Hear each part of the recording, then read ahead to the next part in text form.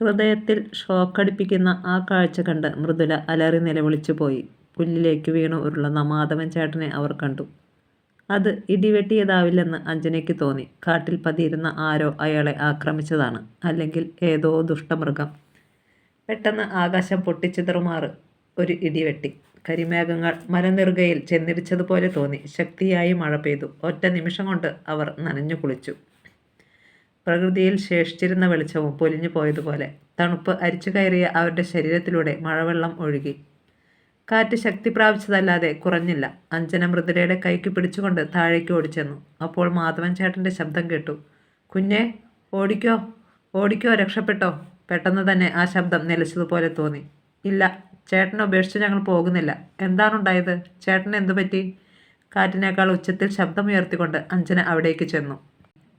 മാധവൻ വീണുകിടക്കുന്നതിൻ്റെ പിന്നിലെ കുറ്റിച്ചെടികൾക്കിടയിലേക്ക് മൂടൽമഞ്ഞ് ഒഴുകിയെത്തിയിരിക്കുന്നത് കണ്ടു. പുക പോലെ അത് നീങ്ങിപ്പോകുകയാണ്. അതിനിടയിൽ ഒരു കറുത്ത മനുഷ്യരൂപം ഉയർന്നു വരുന്നത് ശ്രദ്ധിച്ച് അഞ്ജന മുന്നോട്ട് നീങ്ങാതെ നിന്നു. അരിവാൾ പോലെ ഒരായുധം അത് കയ്യിൽ ഉയർത്തിപ്പിടിച്ചിരിക്കുന്നത് കണ്ട് അവർ നടുങ്ങി. തങ്ങളെ അഭിമുഖീകരിച്ച് നടന്നു വരികയായിരുന്നു അത്. അഞ്ജനെ! അടക്കിപ്പിടിച്ച നിലവിളി മൃദുലയിൽ നിന്നുണ്ടായി. അവർ തിരിഞ്ഞ് മുകളിലേക്ക് നോക്കി. മൊട്ടക്കുന്നിന് മുകളിലൂടെ കാറ്റ് വീശുകയായിരുന്നു. കാർമേഘങ്ങൾ കായലോളങ്ങൾ പോലെ ഒഴുകുന്നു. അവർ മുകളിലേക്ക് ഓടിക്കയറി. കാർ മഞ്ഞിനടിയിലായി. എവിടെ നിന്നാണ് ഇത്രയധികം മൂടൽമഞ്ഞ് വന്നതെന്ന് മൃദുല അമ്പരന്നു. അവൾ ബോധക്ഷയത്തിൻ്റെ വക്കിലെത്തിയിരുന്നു. എൻജിൻ ആ മഴവെള്ളത്തിൽ തണുത്തെന്നും തങ്ങൾക്ക് കാർ ഓടിച്ചു പോകാൻ പ്രയാസമുണ്ടാവില്ലെന്നും അഞ്ജന കരുതി. മാധവൻ മരിച്ചു കാണും. ഇല്ലെങ്കിൽ ആ മനുഷ്യൻ അയാളെ കൊല്ലും. മൃദുലയെയെങ്കിലും രക്ഷപ്പെടുത്തണം. താൻ കാരണമാണ് അവൾ ഇവിടേക്ക് വന്നത്. കാറിൻ്റെ ബോണറ്റടയ്ക്കാനായി അടുത്തു ചെന്ന അഞ്ജന അത് അടഞ്ഞിരിക്കുന്നത് കണ്ടു. കണ്ണിൽ കുത്തിയാൽ അറിയാത്തതുപോലെ മഞ്ഞായിരുന്നു. അവരെ പൊതിഞ്ഞ് മഞ്ഞിൻ കൂട്ടങ്ങൾ കടന്നു പോകുന്നു. അഞ്ജനയുടെ കയ്യിൽ നിന്നും ആരോ മൃദുലയെ തട്ടിത്തെറിച്ചു കൊണ്ടുപോയി. അവളുടെ നിലവിളി ഇരുട്ടിൽ നിന്ന് കേട്ടു. ചുറ്റും ആരോ നിൽക്കുന്നതായി അഞ്ജനയ്ക്ക് തോന്നി. മൃദുലേ! അവൾ വിളിച്ചപ്പോൾ ചൂടുള്ള ഒരു കരം അവളുടെ ചുമലിൽ പിടിച്ചു. അതവൾ തട്ടിക്കളഞ്ഞു. മഴ തകർത്ത് പെയ്യുകയായിരുന്നു. മഞ്ഞു ഒഴുകി മാറുമ്പോൾ തന്നെ ഉപദ്രവിക്കാൻ അടുത്ത ആളുകളെ അഞ്ജന കണ്ടു. അവൾ അവരെ കഴിയുന്നത്ര ശക്തിയിൽ എതിർത്തു. പെട്ടെന്നാണ് നീണ്ട കൊലക്കത്തി ഉയരുന്നത് അവൾ കണ്ടത്. അതിൽ വീണു ചിതറിയ വെള്ളത്തുള്ളികൾ മൂർച്ചേറിയ മുനയിൽ നിന്ന് ഒഴുകി വീണു. അഞ്ജന നിലവിളിക്കുന്നതിന് മുമ്പ് മൃദുലയുടെ നിലവിളി കേട്ടു. ഒരു പ്രകാശം അടുത്തു വരുന്നു. ഒരു ബൈക്ക് അവർക്കിടയിലേക്ക് അസ്ത്രം പോലെ പാഞ്ഞു കയറി ഒരുവനെ ഇടിച്ചു വീഴിച്ചു. താടിയും മുടിയും നീട്ടിയ ഒരു മനുഷ്യനെ അഞ്ജന മഞ്ഞിനടിയിൽ കണ്ടു.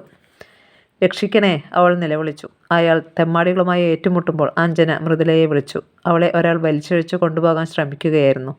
അഞ്ജന ഓടിച്ചെന്ന് അവൻ്റെ തലമുടിയിൽ പിടിച്ച് മാറ്റി മുഖത്തടിച്ചു.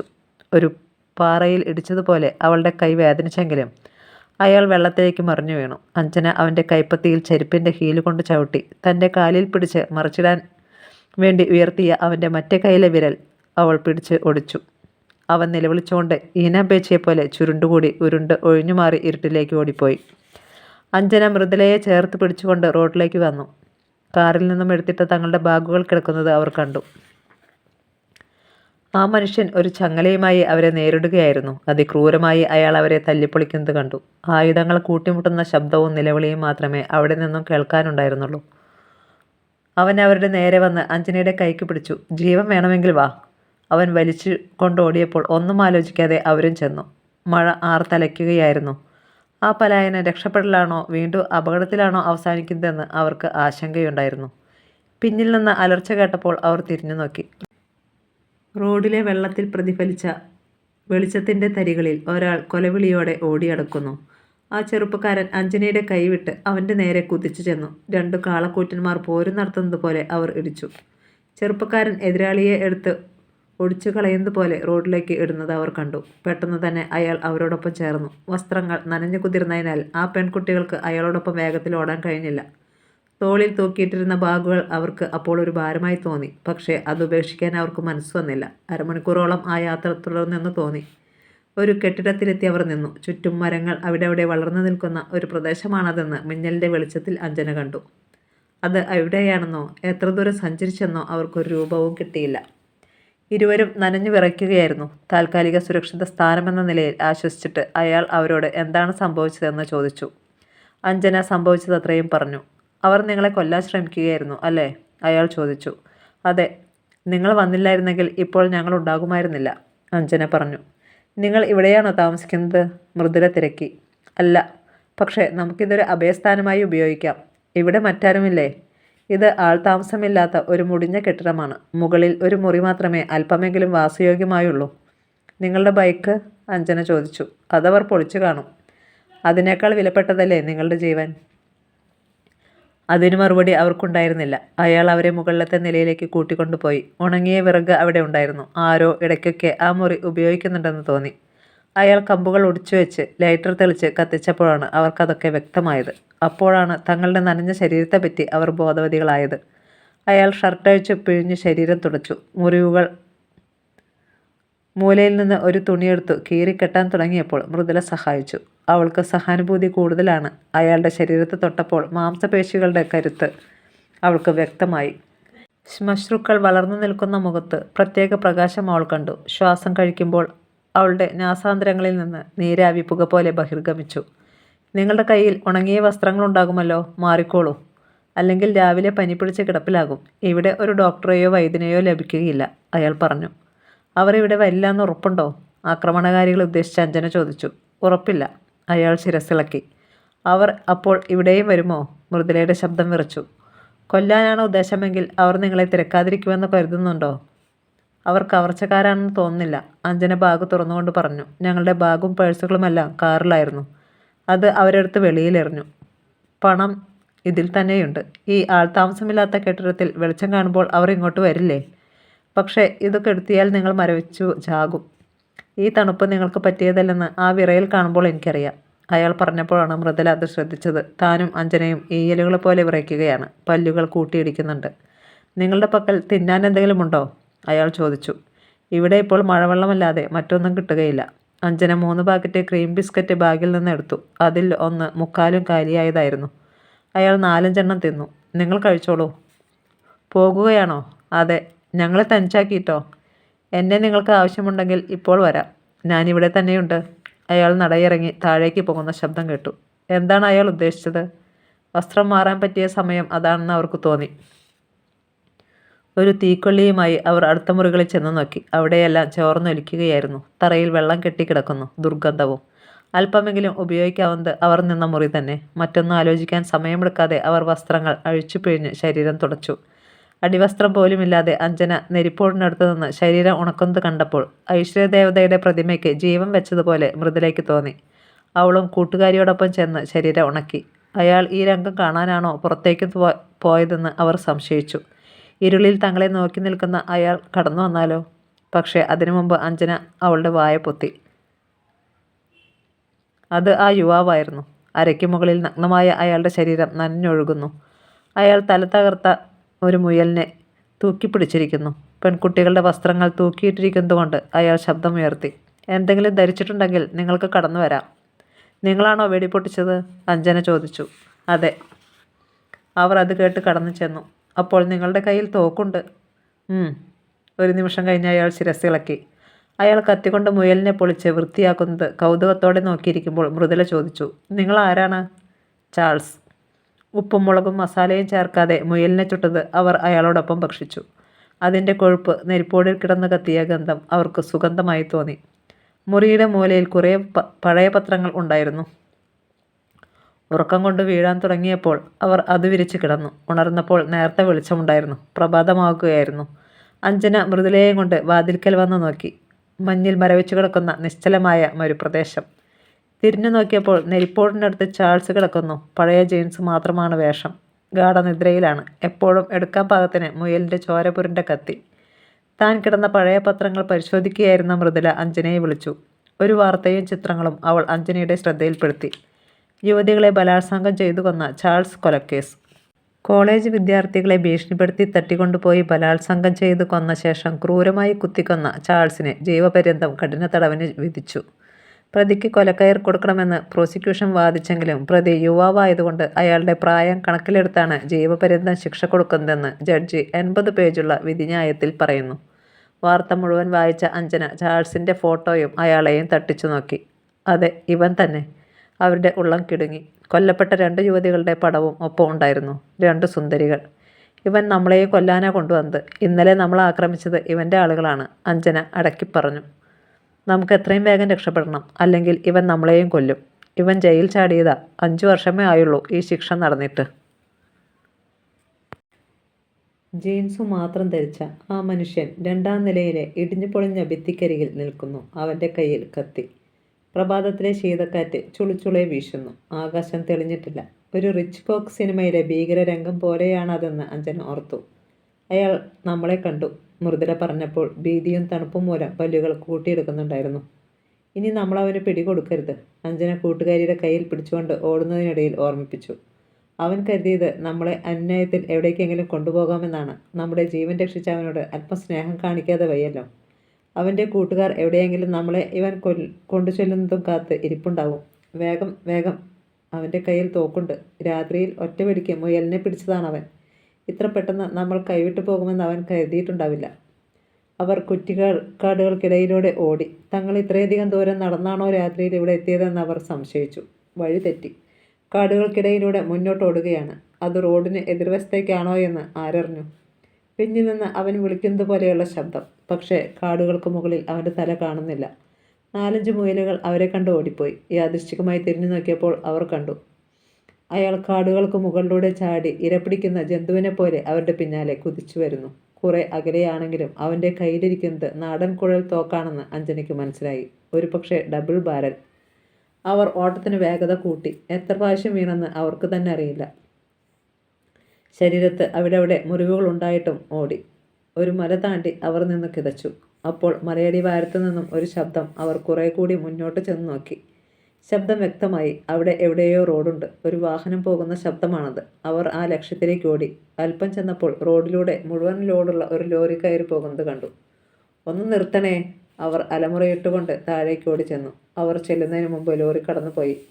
അതിൻ്റെ ഇരമ്പലിലും മലമടക്കുകളിൽ തട്ടിയുള്ള പ്രതിധ്വനിയിലും അവരുടെ ശബ്ദം മുങ്ങിപ്പോയി. ലോറിക്കാർ അത് കേട്ടില്ലെന്ന് മനസ്സിലായി. അവർ റോഡിലെത്തിയപ്പോൾ ലോറി വളവിൽ മറഞ്ഞു കഴിഞ്ഞിരുന്നു. അവർക്കുണ്ടായ നിരാശയ്ക്കതിരില്ലായിരുന്നു. അഞ്ജനയും മൃദുലയും ലോറിയുടെ പിന്നാലെ ഓടിയെത്താൻ ശ്രമിച്ചു. പ്രതിധ്വനിക്കുമാറ് അവർ ഒച്ചവെച്ചു. ഹേയ്, അതാ! ആ ശബ്ദം കേട്ട് അഞ്ജന കൂട്ടുകാരിയെ പിടിച്ചു നിർത്തി. ഒരു പാറപ്പുറത്ത് 3 പേർ നിൽക്കുന്നത് അവൾ കണ്ടു. അവർക്ക് പിന്നിൽ മൂടമഞ്ഞ്. രാത്രിയിൽ തങ്ങളെ ഉപദ്രവിച്ചതാണതെന്ന് അവർക്ക് തോന്നി. ചാൾസിൻ്റെ ആളുകൾ. അവർ റോഡിലേക്ക് പാഞ്ഞു വരുന്നത് കണ്ട് അഞ്ജനയും മൃദുലയും ഓടി. വെടിയൊച്ച കേട്ട് അവർ തിരിഞ്ഞു നോക്കി. മലഞ്ചെരുവിലൂടെ ചാൾസ് പാഞ്ഞു വരുന്നു. തങ്ങളെ അവർ കൊല്ലുമെന്ന് ആ കൂട്ടുകാരികൾ മനസ്സിലാക്കി. അയാൾ റോഡിലൂടെ അവരുടെ പിന്നിലേക്ക് കുതിച്ചെത്തുകയായിരുന്നു. അഞ്ജനയും കൂട്ടുകാരിയും റോഡിലേക്ക് തന്നെ ഓടി. കുറ്റിക്കാട്ടിലേക്ക് കയറി ഒളിക്കാൻ അവർക്ക് തോന്നിയില്ല. വളവ് തിരിയുമ്പോൾ അഞ്ജന തിരിഞ്ഞു നോക്കി. അപ്പോൾ ആ മനുഷ്യൻ ഗുണ്ടകളെ മർദ്ദിക്കുന്നതാണ് കണ്ടത്. അവർ അയാളെയും. അവർ തമ്മിൽ ആശയക്കുഴപ്പമുണ്ടായെന്ന് തോന്നുന്നു. നമ്മളെ രക്ഷപ്പെടുത്തിയതിന് ഒരുപക്ഷെ അവർ അയാളെ കണക്കിന് ശിക്ഷിക്കുമായിരിക്കും, മൃദുല പറഞ്ഞു. അവന്മാർ ചത്ത് നരകത്തിൽ പോട്ടെ. അഞ്ജന അവളെ വലിച്ചുകൊണ്ട് ഓടി. അതാ ആ ലോറി. നമ്മുടെ നിലവിളി കേട്ടുവെന്ന് തോന്നുന്നു. ആഹ്ലാദസൂചകമായ ഒരു ശബ്ദം അഞ്ജനയിൽ നിന്നുണ്ടായി. ലോറി അവിടെ നിൽക്കുകയായിരുന്നു. വീണ്ടും ഒരു വെടിയച്ച കൂടി. അവർ ഓടിക്കിതച്ച് ലോറിക്കടുത്തെത്തി. അടുത്തുള്ള റോഡിൽ നിന്നും വെള്ളം കോരി റേഡിയേറ്ററിൽ ഒഴിച്ചിട്ട് ബോണറ്റ് അടയ്ക്കുകയായിരുന്ന മനുഷ്യൻ അവരുടെ നേരെ തിരിഞ്ഞു നോക്കി അത്ഭുതത്തോടെ. ലോറി ഡ്രൈവറുടെ കഴുകൻ കണ്ണുകൾ കാബിനിൽ കണ്ടു. നിങ്ങൾ പെലിക്കൻ എസ്റ്റേറ്റ് വഴിയല്ലേ? അഞ്ജന ചോദിച്ചു. നിങ്ങളാരാ? ഡ്രൈവർ ചോദിച്ചു. ഞങ്ങളെ കൂടി കൊണ്ടുപോകണം. എന്തു വേണമെങ്കിലും തരാം. അയാളുടെ അനുവാദത്തിന് കാത്തു നിൽക്കാതെ അഞ്ജന മൃദുലയെ കാബിനിലേക്ക് കയറ്റി. പിന്നാലെ അവളും. നിങ്ങൾ എവിടെ നിന്ന് വരുന്നു? ഡ്രൈവർ ചോദിച്ചു. അതൊക്കെ പറയാം. ഞങ്ങളിപ്പോൾ ഒരു അപകടത്തിലാണ്. നിങ്ങൾ ലോറി വിട്. അഞ്ജന ധൃതി കൂട്ടി. ഡ്രൈവറുടെ സഹായി അകത്തു കയറി. അവളോട് ചേർന്നിരുന്നിട്ട് വാതിലടച്ചു. അതിരാവിലെ കണ്ട സുന്ദരികളെ നോക്കി പുഞ്ചിരി തൂക്കിക്കൊണ്ട് ഡ്രൈവർ ലോറി ഓടിച്ചു. ഗിയർ മാറുമ്പോഴും മറ്റും അറിയാത്ത ഭാവത്തിൽ അയാൾ അടുത്തിരുന്ന മൃദുലയുടെ കാലുകളിൽ സ്പർശിച്ചു കൊണ്ടിരുന്നു. മരണത്തിൽ നിന്ന് രക്ഷപ്പെട്ട അവൾ അതൊന്നും അറിഞ്ഞില്ല. നിങ്ങൾ വരുന്ന വഴിക്ക് ഒരു കാർ കിടക്കുന്നത് കണ്ടോ? അഞ്ജന ചോദിച്ചു. ഇല്ല. ഡ്രൈവർ ഒരു ബീഡി കത്തിച്ചു. കാർ അവർ കൊണ്ടുപോയോ? അപ്പോൾ ഡ്രൈവർ മാധവൻ്റെ ശവമോ? ലോറി മലഞ്ചെരുവിലൂടെ ഓടിക്കൊണ്ടിരുന്നു. സൂര്യൻ ഇനിയും ഉദിച്ചിട്ടില്ല. ശീതക്കാറ്റ് അപ്പോഴും അടിച്ചുകൊണ്ടിരുന്നു. രാത്രി എവിടെയായിരുന്നു നിങ്ങൾ? ഡ്രൈവർ ഒരു ശൃംഗാര ചിരിയോടെ ചോദിച്ചു. കൂട്ടുകാരുമായി പിണങ്ങിയോ? അവർ നിങ്ങളെ വളരെയധികം മുറിപ്പെടുത്തി കളഞ്ഞല്ലോ. നിങ്ങൾ ഇത്തരം ചോദ്യങ്ങളൊന്നും ചോദിക്കാതെ മര്യാദയ്ക്ക് വണ്ടി ഓടിച്ചാൽ മതി. അഞ്ജനയ്ക്ക് ദേഷ്യം വന്നു. ഡ്രൈവറുടെ മുഖത്ത് കോപം ഇരിക്കുന്നത് കണ്ടപ്പോൾ മൃദുല ഇടപെട്ടു. ഇല്ലെങ്കിൽ അയാൾ ലോറി നിർത്തി അവരെ ഇറക്കി വിടുമെന്ന് തോന്നി. ഇവളുടെ ഡാഡിയുടേതാണ് പെലിക്കൻ എസ്റ്റേറ്റ്. എന്തെങ്കിലും വഷളത്തരം കാണിക്കാനാണ് ഭാവമെങ്കിൽ താനും തൻ്റെ വണ്ടിയും എസ്റ്റേറ്റ് കടന്നു പോവില്ല. അത് കുറുക്കിക്കൊണ്ടെന്ന് തോന്നി. ഡ്രൈവർ അഞ്ജനയെ നോക്കി. പിന്നെ കടിച്ചു പിടിച്ചിരുന്ന ബീഡി തുപ്പിക്കളഞ്ഞിട്ട് അതിവേഗം ലോറി ഓടിച്ചു. താഴെ മൂടൽമഞ്ഞ് സോപ്പ് പതച്ചതുപോലെ കിടക്കുന്നത് മൃദുല കണ്ടു. അതിനുള്ളിലെ താഴ്വരകൾ കാണാൻ വയ്യ. ഇരുണ്ട വനം അടുത്തു വരുന്നു. ബ്രേക്ക് പൊട്ടിയതുപോലുള്ള വേഗതയിൽ ലോറി ഓടിക്കൊണ്ടിരിക്കുകയാണ്. മൃദുലയും അഞ്ജനയും ഡ്രൈവറുടെ നേരെ നോക്കി. ചാറ്റൽ മഴ പെയ്യുന്നത് അവർ കണ്ടു. കാറ്റിൽ പറന്ന ചാറൽ ഡ്രൈവറുടെ മുഖത്തേക്കും അവരുടെ മടിയിലേക്കും വീണു. ഞങ്ങൾക്ക് ഈ വഴിക്കാണ് പോകേണ്ടത്, അവരുടെ നോട്ടത്തിന് മറുപടിയായി ഡ്രൈവർ പറഞ്ഞു. പെലിക്കൻ എസ്റ്റേറ്റ് വഴിയാണെന്ന് താനല്ലേ പറഞ്ഞത്? മൃദുല ചോദിച്ചു. അവൾ രോഷം കൊണ്ട് വിറയ്ക്കുന്നുണ്ടായിരുന്നു. അയാൾ അനുസരിക്കുന്നില്ലെന്ന് കണ്ട് അവൾ അലറി. You stop rascal. എന്നിട്ടും അയാൾ അനുസരിക്കില്ലെന്ന് കണ്ടപ്പോൾ അവൾ സ്റ്റീറിങ്ങിൽ ചാടിപ്പിടിച്ചു. സഹായിയായി ഇരുന്ന മനുഷ്യനെ അവളെ തടഞ്ഞപ്പോൾ കൈമുട്ട് കൊണ്ടുവന്ന് കൊടുത്തു. ലോറി റോഡിൽ നിന്ന് മരങ്ങൾക്കിടയിലേക്ക് ചെന്ന് ഒരു പുൽപ്പരപ്പിൽ നിന്നു. യു ഡെവിൾ, ഡ്രൈവറുടെ മുഖത്തടിക്കും മട്ടിൽ പറഞ്ഞിട്ട് അഞ്ജന മൃദുലയുടെ കൈക്ക് പിടിച്ചു. മലഞ്ചെരുവിൽ മഴ ചീറ്റിയടിക്കുകയായിരുന്നു. തൻ്റെ സമീപത്തിരുന്നവനെ തള്ളിച്ചാടിച്ചിട്ട് അഞ്ജന മൃദുലയെയും കൊണ്ട് താഴെ ഇറങ്ങി. നിമിഷ നേരം കൊണ്ട് അവർ നനഞ്ഞു കുളിച്ചു. ആ പെൺകുട്ടികളുടെ നനഞ്ഞ യുവത്വം കണ്ട് ഡ്രൈവർ ഒരു കുപ്പി ചാരായം എടുത്ത് വായിലേക്ക് ഒഴിച്ചു. നടക്കാം, വഴി എനിക്കറിയാം. നിന്നെ കൊണ്ടുവന്നതിൽ എനിക്കിപ്പോൾ കുറ്റബോധം തോന്നുന്നു. ഇത്തരം പിശാചുക്കൾ ഈ ഭൂമിയിലുണ്ടാകുമെന്ന് ഞാൻ കരുതിയില്ല. അഞ്ജന മുന്നോട്ട് നടന്നു. ഇതേസമയം ഡ്രൈവർ ചാടിയിറങ്ങി മൃദുലയെ പിടിച്ചു നിർത്തി. തുരുമ്പ് പിടിച്ച കത്തി അവളുടെ താടിയിൽ മുട്ടിച്ചു. കോളേജിൽ നിന്ന് കാമുകന്മാരുടെ കൂടെ സുഖിക്കാനായി ഒളിച്ചോടി പോന്നവരാണ് നിങ്ങളെന്ന് എനിക്കറിയാം. രാത്രി മുഴുവൻ എത്ര പേർ നിങ്ങളെ മുറിപ്പെടുത്തി? കള്ളം പറയണ്ട. ഞങ്ങൾ ഡ്രൈവർമാർക്ക് നിങ്ങളെപ്പോലുള്ള ധാരാളം കൊച്ചമ്മമാരെ അറിയാം. മര്യാദക്കാണെങ്കിൽ ഞങ്ങൾ നിങ്ങളെ എസ്റ്റേറ്റിലിറക്കാം, അല്ലെങ്കിൽ കൊന്നു കാട്ടിൽ തള്ളും. പോലീസ് പിടിക്കുന്നത് നിന്നെയൊക്കെ കൊന്ന കാമുകന്മാരെയായിരിക്കും, മനസ്സിലായോ? അപകടമറിഞ്ഞ് തിരിച്ചു വന്ന അഞ്ജനയോടും കൂടിയാണ്. ഈ പിഴച്ചവൾമാരെയൊന്നും കയ്യിൽ കിട്ടിയാൽ വെറുതെ വിട്ടുകളയരുത്, പാപമാ. എൻ്റെ പൊന്നു ചേട്ടോ, നിങ്ങൾ ഞങ്ങളെ തെറ്റിദ്ധരിച്ചിരിക്കുകയാണ്. മൃദുല തങ്ങളെ ഗ്രസിച്ചിരിക്കുന്ന അപകടത്തിൻ്റെ പൂർണ്ണ രൂപം കണ്ട് നിലവിളിച്ചു. അതിന് ചെവി കൊടുക്കാതെ അയാൾ അവളുടെ വസ്ത്രത്തിൻ്റെ മുകൾ ഭാഗം കത്തിക്കൊണ്ട് മുറിച്ചു. പിന്നെ അത് കൈകൊണ്ട് വലിച്ചു താഴ്ത്തി മഴവെള്ളം വീണൊഴുകുന്ന തൻ്റെ നെഞ്ചിൽ മുഖമമർത്താൻ തുനിഞ്ഞ് അയാളുടെ മുടിയിൽ പിടിച്ച് മൃദുല തള്ളി മാറ്റി. പക്ഷേ അയാൾ അവളുടെ കൈകൾ പിടിച്ച് പിന്നിലേക്ക് അമർത്തി വേദനിപ്പിച്ചു. ഡ്രൈവറുടെ സഹായിക്ക് ഒരു പെണ്ണിനെ ബലാത്കാരം ചെയ്യാനുള്ള ധൈര്യമുണ്ടായിരുന്നില്ല. പക്ഷേ ആ സുന്ദരിയുടെ കോമള ശരീരം അയാളെ മത്തുപിടിപ്പിക്കുക തന്നെ ചെയ്തു. ഇത്തരം ഒരവസരം തനിക്കിനി ലഭിക്കുകയില്ലെന്ന് തോന്നി. വിവാഹം കഴിക്കാനാണെങ്കിൽ പോലും ഇതുപോലെ ഒരു സുന്ദരിയെ തനിക്ക് സ്വപ്നം കാണാനേ കഴിയൂ എന്നവന് അറിയാമായിരുന്നു. 2-4 നിമിഷം കൂടി അവളെ നോക്കി നിന്നപ്പോൾ അവൻ്റെ ശരീരം ചൂട് പിടിച്ചു. അവൻ അഞ്ജനയുടെ നേരെ ഓടിച്ചെന്നു. ബലപ്രയോഗത്തിന് അവൻ തയ്യാറെടുത്തിരുന്നു. തൻ്റെ കൂട്ടുകാരിയെ ഉപദ്രവിക്കുന്ന ഡ്രൈവറുടെ നേരെ അഞ്ജന ഓടിച്ചെന്നു. ബാഗ് കൊണ്ട് അവൻ്റെ തലയ്ക്കൊന്ന് കൊടുത്തു.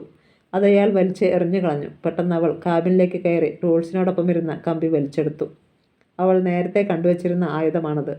അഞ്ജന ഡ്രൈവറുടെ തലയ്ക്കൊരടി കൊടുത്തു. നിലവിളിച്ചുകൊണ്ടവൻ മൃദുലയെ വിട്ടു. ഒന്നുകൂടി കൊടുത്തപ്പോൾ അവൻ്റെ തല പൊട്ടി ചോര പുല്ലിൽ ചീറ്റി. അടുത്ത അടിക്ക് അവൻ പുല്ലിൽ വീണു പിടഞ്ഞു. ആശാനെ, മറ്റവൻ ആ രംഗം കണ്ട് ചീറിക്കൊണ്ട് അവളുടെ നേരെ വന്നു. കൊല്ലും ഞാൻ നിന്നെ. അഞ്ജന അങ്ങനെ മുരണ്ടുകൊണ്ട് ആ കമ്പി അവൻ്റെ നേരെ വീശി. ചോര ഒഴുകുന്ന ആ കമ്പി മുന അവൻ്റെ നെഞ്ചിൽ മുട്ടി നിന്നു. അതവൾ നെഞ്ചിൽ കുത്തിയിറക്കുമെന്ന് അവൻ ഉറപ്പായിരുന്നു. 2 അടി കിട്ടിയപ്പോൾ ആ മനുഷ്യൻ ഭയന്ന് ഓടിമാറി. അവനെ കൊല്ലാനൊന്നും അഞ്ജനയ്ക്ക് ഉദ്ദേശമില്ലായിരുന്നു. ഡ്രൈവർ ചോരയൊഴുകുന്ന ശരീരവുമായി എഴുന്നേറ്റു. അഞ്ജന അവൻ്റെ നേരെ തിരിഞ്ഞു. എന്നെ തല്ലരുത്, ഞാൻ ഉപദ്രവിക്കൂല, അയാൾ അഞ്ജനയെ തടഞ്ഞുകൊണ്ട് പറഞ്ഞു. തലയിലെ മുറിവിൽ അമർത്തി പിടിച്ചിരിക്കുകയായിരുന്ന അയാളെ ചവിട്ടി പുല്ലിലേക്ക് മറിച്ചിട്ടു. ഒളിപ്പോരാളികളുടേതുപോലൊരു ധൈര്യം ആ മനുഷ്യരെ തോൽപ്പിച്ചു കഴിഞ്ഞപ്പോൾ അഞ്ജനയ്ക്കുണ്ടായി. അവൾ പുല്ലിൽ കിടന്ന ബാഗുകൾ എടുത്തുകൊണ്ട് വന്നു. കീ എടുക്ക്. അവൾ കൈനീട്ടി ഡ്രൈവറുടെ അടുത്തേക്ക് ചെന്നു. ഏത് കീ? അവൻ പതർച്ചയോടെ ചോദിച്ചു. ശരീരത്തിലൂടെ ഒഴുകുന്ന ചോര അവൻ്റെ പ്രജ്ഞയെ മരവിപ്പിച്ചു തുടങ്ങിയിരുന്നു. ലോറിയുടെ, അവൾ ദൃഢസ്വരത്തിൽ പറഞ്ഞു. വേഗം താ. അതവിടെ തന്നെയുണ്ട്. അവൾ കാബിനിൽ കയറി. പിന്നെ മൃദുലയെയും വലിച്ചു കയറ്റി. അവൾ എന്തു ചെയ്യാൻ പോവുകയാണെന്ന ആശങ്കയായിരുന്നു മൃദുലയ്ക്ക്. അഞ്ജന ലോറി സ്റ്റാർട്ട് ചെയ്തു. പുല്ലിൽ നിന്ന് പരിഭ്രാന്തിയോടെ പിടഞ്ഞെഴുന്നേൽക്കുന്ന ഡ്രൈവറെ നോക്കി അവൾ വിളിച്ചു പറഞ്ഞു. എസ്റ്റേറ്റ് ബംഗ്ലാവിൽ വന്ന് ലോറി എടുത്തുകൊള്ളൂ.